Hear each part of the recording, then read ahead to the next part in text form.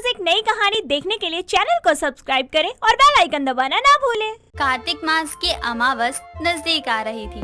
अन्विशा अपनी माँ सुमन के साथ बाजार में घूम रही थी। हर तरफ दिवाली की धूम मची थी। कोई दिए ले रहा था तो कोई सुंदर शो पीस ले रहा था। ये देखकर अन्विशा मन ही मन कहती है, अरे यार क्या है दिवाली, एक हफ्ते तक पहले सफाई कर करके कमर की ऐसी कम तैसी हो जाती है, फिर घर को सजाओ, इतना खर्चा करो, रिश्तेदारों को मिठाइयाँ दो, समझ नहीं आ रहा एक दिन की दिवाली के लिए लोग इतना खर्चा क्यों कर देते हैं। ये सब सोचते सोचते अन्विशा टेढ़े मेढ़े मुंह बनाती है और अपनी बेटी को ऐसा करते देख सुमन कहती है, अरे अन्विशा क्या हो गया, ये अजीब अजीब मुंह क्यों बना रही है। कुछ नहीं माँ, बस सोच रही हूँ कि एक त्योहार के लिए लोग कितना खर्च कर देते हैं। अरे दिवाली ही तो है। अरे बेटा दिवाली ही तो है, ऐसा त्योहार है जिसमें खुशियाँ बांटना और खर्च करना तो लाजमी है। हाँ माँ, लेकिन फिर भी हिसाब से होना चाहिए ना। दुकानदार को ही देख लो, ग्राहकों को सामान के नाम पे लूट रहे हैं, 500 की चीज 1500 में बेच रहे हैं। कोई नहीं बेटा, ये सब बाद में सोच लेना, चल अभी चल, काम करना है अभी बहुत सारा। ऐसे ही बातें करते हुए दोनों माँ बेटी घर आ जाती हैं। ऐसे ही दिवाली आने की खुशी में अन्विशा अपनी माँ के साथ मिलकर घर की अच्छे से सफाई करती है और सारी साफ सफाई खत्म होने के बाद सुमन कहती है, चल बेटा सफाई तो हो ही गई है, अब सजावट रह गई है। अरे माँ, सजावट है, मिठाई है, तोहफे है, पता नहीं कितने खर्चे हैं, कोई हिसाब ही नहीं है, जितने मर्जी कर लो।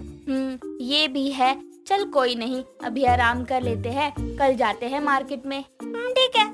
इतना कहकर अन्विशा और सुमन अपने अपने कमरे में आराम करने के लिए चली जाती हैं। अगले दिन दोनों माँ बेटी बाजार में सजावट का सामान लेने जाती हैं। दोनों माँ बेटी एक बड़ी सी दुकान पर जाती हैं, जहाँ सजावट का काफी सारा सामान होता है। तभी अन्विशा कहती है, माँ क्या क्या लेना है, लिस्ट लेके आई हो ना। हाँ बेटा लेकर आई हूँ, ये ले। हाँ चलो शुभ दीपावली से शुरू करते हैं। ठीक है। भैया ये शुभ दीपावली कितने की है। अरे मैडम, ये वाली 150 की एक है, ये वाली 250 की है, वो उधर रखी है, वो 500 की 2 है। भैया शुभ दीपावली दे रहे हो, सोना दे रहे हो, जो ऐसे दाम बता रहे हो। अरे 50-50 के आते हैं ये। अरे मैडम, बाबा आदम के जमाने से हो क्या, अरे वो दिन कब के चले गए, थोड़े पैसे खर्च लो, साल भर में एक बार दिवाली आती है। भैया जी सलाह नहीं मांगी, रेट पूछा है, थोड़ा सही सही लगा लो, इतना ज्यादा क्यों बता रहे हो। ठीक है, ये लो मैडम, आप इससे लिख लेना शुभ लाभ, ये बहुत सस्ता है, बस 50 रुपए का। दुकानदार की बात सुनकर दुकान में मौजूद बाकी सभी लोग अन्विशा पर हंसने लगते हैं। तभी सुमन कहती है, अरे बेटा क्या कर रही है, आजकल इतने का ही आता है, ले ले भैया ये दे दो। पर माँ, परवर कुछ नहीं, दे दो भैया। सुमन के कहने पर दुकानदार शुभ दीपावली पैक करके दे देता है, जिसके बाद माँ बेटी बाकी की साज सजावट का सामान लेती हैं और हर जगह अन्विशा पैसों को लेकर बहस करती है। जैसे तैसे अन्विशा और सुमन खरीदारी खत्म करके घर आ जाती हैं और घर आते ही अन्विशा के पिता मुकेश उनसे कहते हैं, हाँ जी, आ गई दोनों माँ बेटी, कितने की शॉपिंग की है आज। जी पता नहीं, अभी हिसाब नहीं लगाया, 15,000 से ज्यादा ही लग गया होगा। अच्छा जी, चलो कोई बात नहीं, दिवाली है क्या करें। अरे पापा, माना कि दिवाली है, खर्चा करो, लेकिन थोड़ा सा देख कर तो करो। अब माँ लक्ष्मी ये तो नहीं कहती ना कि नहीं नहीं यहाँ नहीं जाऊंगी, यहाँ पर तो फूलों की रंगोली बनी है, मैं तो वही जाऊंगी जहाँ पर रंगों की रंगोली बनी हो। अरे बेटा ऐसा नहीं होता, दिवाली साल का सबसे बड़ा त्योहार है, इसीलिए लोग इतना सब करते हैं, ये खर्चे तो होने ही हैं, और कुछ खर्चे करने में खुशी भी होती है। नहीं पापा, मुझे तो जरा भी मजा नहीं आता, मेरा बस चले तो कभी ना करूँ इतना खर्चा।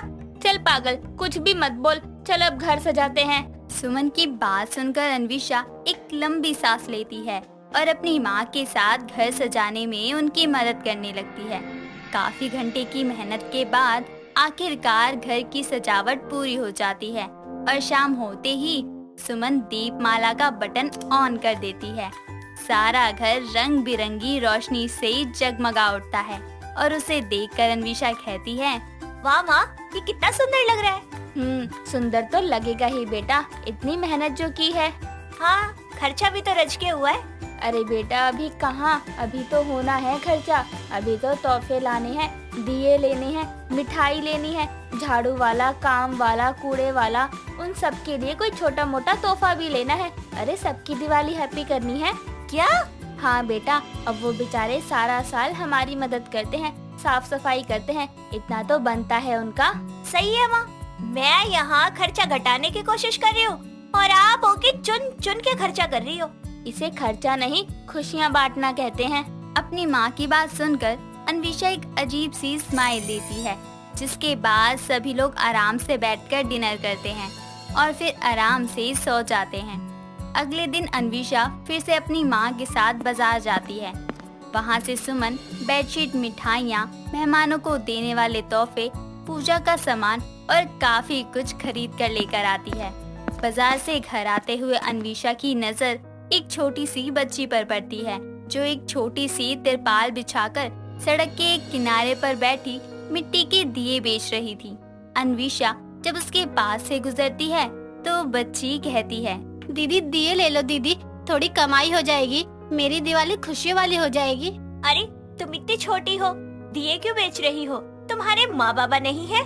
है ना दीदी, पर वो किसी और जगह दिए बेच रहे हैं। दीदी दिए ले लो, हमारे पास पैसे नहीं है, इसलिए खुलकर खर्चा कर नहीं सकते।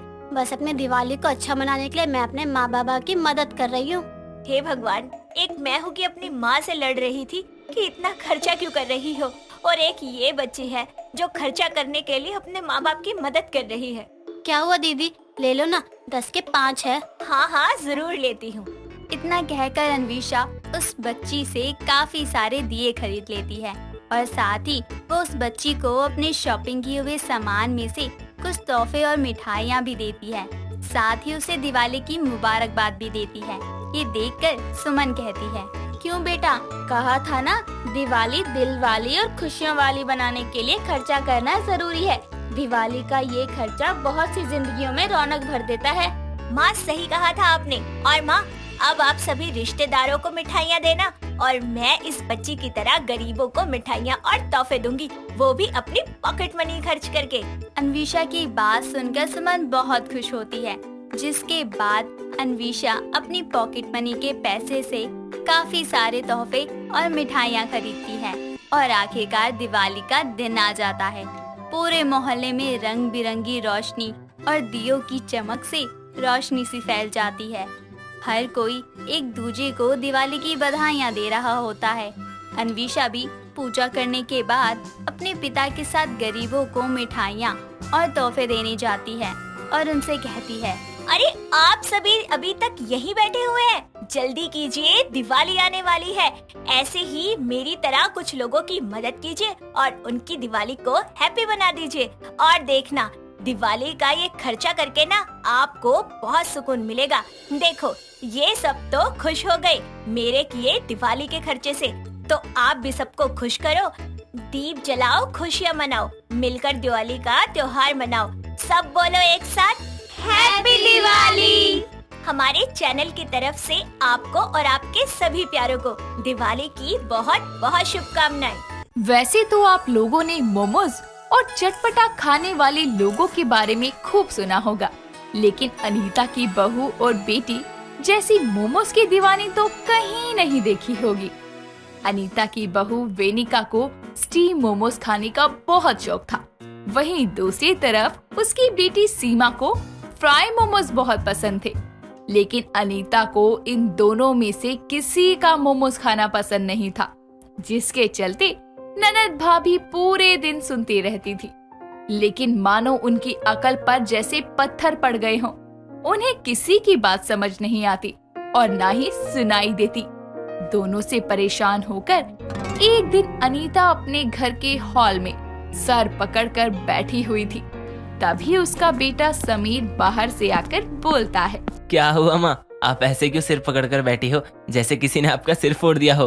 अच्छा आजा, पहले तेरा सिर फोड़कर बताती हूँ। माँ आप तो भड़क गए, मैं तो मजाक कर रहा था। अच्छा बताओ क्या हुआ, ऐसे क्यों बैठे हो आप? क्या बताऊँ बेटा, पहले एक कम थी क्या मोमोज खाने वाली हमारे घर में, जो दूसरी तू ले आया शादी करके।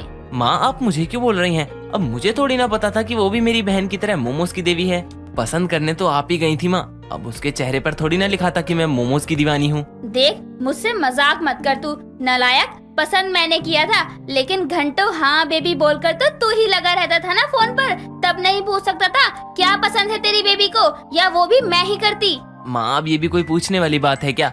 आप भी। देख अब पानी सर से ऊपर हो गया है, अब तू समझा ले अपनी बीवी को, और सीमा को तो मैं देखती हूँ। आज पहले इस मोटी को ही देखता हूँ, उसके बाद बीवी को बताता हूँ। मेरी भोली बीवी को अपने साथ बदनाम करती रहती है। अच्छा बड़ी भोली है तेरी बीबी। अरे तेरे जैसे को न जाने कहाँ बेचा है और तू उसे भोली बोलता है। कुछ समय बाद सीमा और वेनिका अपने कमरे से नीचे आकर हॉल में बैठकर बातें कर रही होती हैं। तभी अनीता वहां आकर बोलती है, हो गई तुम दोनों की पेट पूजा, खा लिए मोमोज तुम दोनों ने, तो अब थोड़ा हाथ भी चला लो बहू। मेरे और मेरे बेटे के लिए भी कुछ बना दे, और तू घर की सफाई कर ले। हाँ मोटी, सफाई अच्छे से कर लियो, कहीं गंदगी नहीं रहनी चाहिए। मोटे तेरे ऊपर ज्यादा धूल है क्या?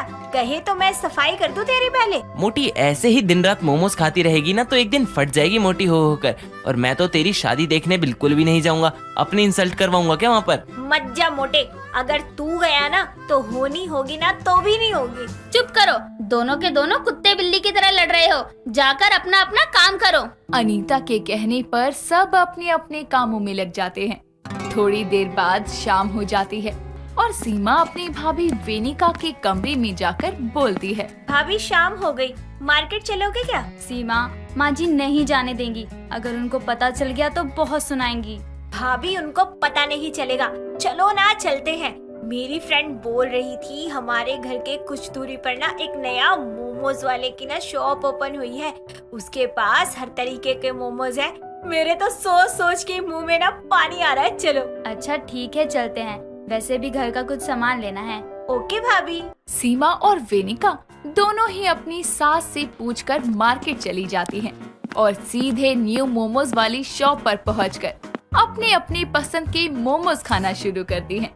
अपनी भाभी वेनिका को स्टीम मोमोज खाते देखकर सीमा अपनी भाभी वेनिका से कहती है, भाभी मुझे एक बात समझ नहीं आती, आपको स्ट्रीम मोमोज खाने में क्या मजा आता है? आखिर ये तो कच्चा मैदा ही है ना, जो हमारे लिए ठीक नहीं है। सीमा, तुम्हें क्या पता कि स्टीम मोमोज में क्या स्वाद है? तुमने कभी खाए थोड़ी ना है, जब खाओगी तभी तो पता चलेगा। रहने दो भाभी, मैं अपने फ्राई मोमोज में बहुत खुश हूँ। कम से कम पता तो चलता है कि खा रहे हैं, एकदम क्रिस्पी है, दिल और मन दोनों खुश कर देते हैं। वो तुम्हें लगता है सीमा, क्योंकि तुम्हें क्रिस्पी और तेल वाली चीजें खाना पसंद है। ये तेल हमारी फिटनेस को कितना खराब करता है तुम्हें क्या पता। लोग फिट रहने के लिए बॉइल्ड फूड खाते हैं, इसलिए तो मैं स्टीम मोमोज खाती हूँ। वाह भाभी वाह, कितनी आसानी से आपने अपनी पसंद को अच्छा और मेरी पसंद को बुरा बता दिया। जबकि सच बात तो ये है कि फ्राई मोमोज खाने से ना फिटनेस खराब नहीं होती इतनी, जितना कि ये कच्चा मैदा यानी कि स्ट्रीम मोमोज खाने से होता है। लोग फिट रहने के लिए बॉइल्ड फूड खाते हैं, मैदा नहीं। चुप करो तुम दोनों मेरे ही मोमोज के स्टॉल पे खड़े होकर मेरे ही मोमोज की बुराई कर रही हो कब से। इतना ही तुम्हारी फिटनेस खराब हो रही है ना तो मत खाओ। मोमोज जितने के खाए उतने के पैसे दो और निकलो यहाँ से। भैया जी थोड़ा तमीज में रहकर बात करिए आप, और आप होते कौन है हमसे ऐसे बात करने वाले? इस स्टोर का मालिक, जिसके मोमोज आप बहुत चटकाई लगा के खा भी रही है और ऊपर से पेट भर कर उसी मोमोज की बुराई भी कर रही है। देखिए भैया, हम आपस में बात कर रहे थे और किसी की भी बातों को ऐसे सुनना ना बड़ी गलत बात है। ये लीजिए पैसे और मुंह बंद कीजिए अपना। 1000 रुपए इतने खुले नहीं हमारे पास, हमारे 200 रुपए हुए हैं। कृपया करके आप खुला करवा के हमें 200 रुपए दे दे। 200 रुपए? इतना महंगा? पागल हो गए हो क्या आप? खाते टाइम याद नहीं था कि हम पागल हैं और मेहनत की कमाई मांग ली तो हम पागल हैं। सुनो भैया। भाभी इसको पैसे दो और निकलो यहाँ से, वरना ये ऐसे ही सबको बुला लेगा। और स्टॉल तो घर से ज्यादा दूर भी नहीं है, कहीं माँ आ गई और उन्होंने हमें देख लिया ना तो बस गए। एक काम करो, ये एड्रेस लो और हम तुम्हारे यहाँ रोज मोमोज खाने आएंगे, और महीने के आखिरी में तुम इस एड्रेस पर आकर हमसे पैसे ले लेना अगर हम दोबारा नहीं आए तो। ठीक है, हमें बंदे ग्राहक मिल गए तो हमें और क्या चाहिए। इतना कहकर सीमा और वेनिका घर लौट आती हैं।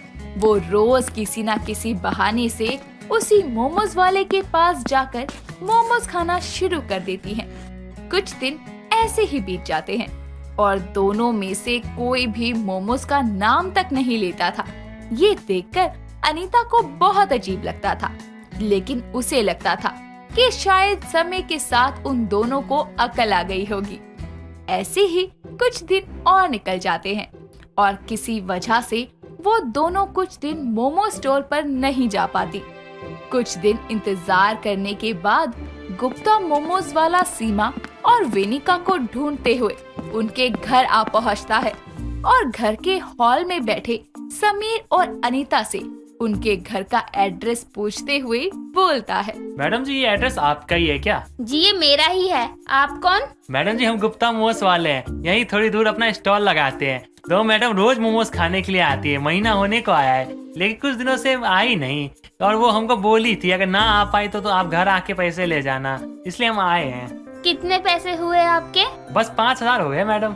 मोमोज वाले की बात सुनकर अनीता समझ जाती है कि ये उसकी बहू और बेटी का ही काम है और उस मोमोज वाले को रोककर अनीता अपनी बहू वेनिका और बेटी सीमा को गुस्से में आवाज देकर बुलाती है और आते ही गुप्ता मोमोज वाला बोलता है। यही दोनों मैडम तो है जो आती है। बहुत शौक है तुम दोनों को मोमोज खाने का, मुझसे चोरी करके जाती हो। आज मैं तुम दोनों में कंपटीशन करवाती हूँ, मैं भी देखती हूँ तुम में से कौन सबसे ज्यादा मोमोज खा सकता है। आज जब तक मैं न कहूँ रुकना मत, शुरू हो जाओ दोनों। सीमा और वेनिका पहले तो बड़े खुशी खुशी खाना शुरू करते हैं, लेकिन एक साथ इतने मोमोज खाते खाते उनका मन और पेट दोनों भर जाता है। कुछ समय बाद दोनों का पेट फटने को होता है, लेकिन अनीता उन्हें नहीं रोकती। कुछ समय बाद उनकी हालत बुरी होने लगती है। दोनों अपना पेट पकड़कर अनीता के सामने हाथ जोड़कर माफी मांगते हुए बोलती हैं। माँ जी, हम कसम खाते हैं आज के बाद कभी मोमोज का नाम भी नहीं लेंगे, बस करिए। दोस्तों, अगर आपको ये कहानी पसंद आई तो इसे लाइक करें, शेयर करें और कमेंट करके बताएं कि कहानी में आपको सबसे अच्छा क्या लगा।